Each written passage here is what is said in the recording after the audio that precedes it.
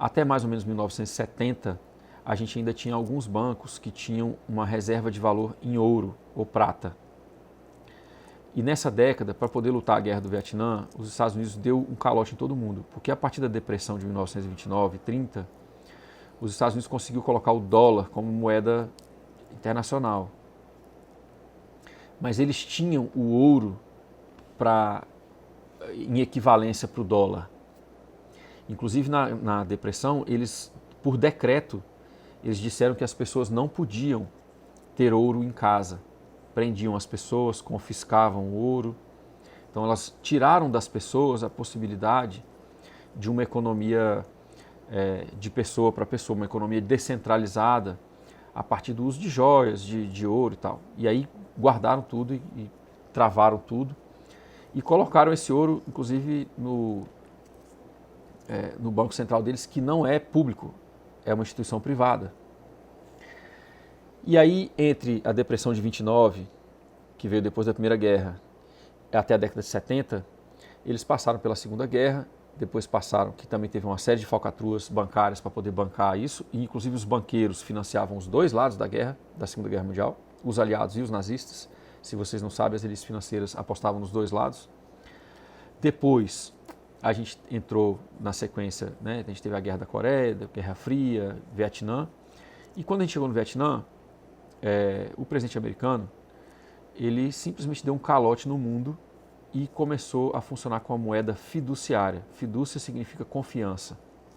Ou seja, ele tirou a necessidade dos bancos de terem uma reserva em ouro ou prata equivalente à moeda que estava em circulação. Até aquela época, se eu tivesse 100 dólares, o banco, e eu tinha o direito de chegar num banco e dizer, ó, tá aqui a moeda, tá aqui o papel, eu quero o ouro, né? Esse acordo foi quebrado, os Estados Unidos deu um calote em todo mundo e começou com a moeda fiduciária, que é a moeda que a gente funciona hoje. Isso tem a ver com terra, porque nós estamos sendo preparados para mais uma mudança. Nós estamos agora partindo da moeda fiduciária para as moedas digitais dos bancos centrais. É um grau a mais de abstração sobre o dinheiro. Todas as vezes que nós tivemos colapsos, as grandes elites financeiras ficaram ainda mais ricas. Na depressão de 29 e 30, muita gente passou fome, muita gente morreu de fome. As famílias magnatas americanas enriqueceram. Com a Segunda Guerra foi a mesma coisa, né? A elite financeira ganhou dos dois lados, como eu falei.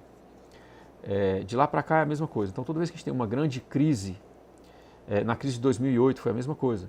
Todos os executivos bancários, os executivos dos bancos, né, os banqueiros, que participavam das diretorias e tal, que causaram a crise econômica de 2008, foram aposentados com bônus e uma aposentadoria multimilionária. No mesmo ano em que o governo americano usou o dinheiro público e já de cara no primeiro ano deu mais de 720, não lembro agora se foi milhões ou bilhões, vocês me perdoem, tem que checar isso, tá? Acho que foram 720 bilhões para salvar os bancos. Mais de 5 milhões de famílias ficaram sem teto nos Estados Unidos. Nessa época, na crise econômica, aconteceu um negócio curioso na Grécia, Espanha, Portugal, nos países do sul da Europa. Em 2009, 2010, se percebeu um aumento da taxa de desmatamento muito grande, principalmente na Grécia. Depois foram descobrir por quê. As pessoas não tinham dinheiro para esquentar as casas no inverno e elas aumentaram o desmatamento para poder usar a lenha. Então foi uma crise que reverberou no mundo inteiro. As pessoas que causaram as crises saíram dela ainda mais ricos e as pessoas que viveram a crise saíram dela fragilizados. Muitas pessoas perderam suas casas e nunca mais conseguiram ter uma casa própria.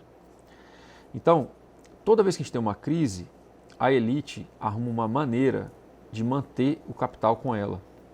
E nós estamos vivendo uma crise grande, geopolítica e econômica, e o plano das elites é a digitalização da economia.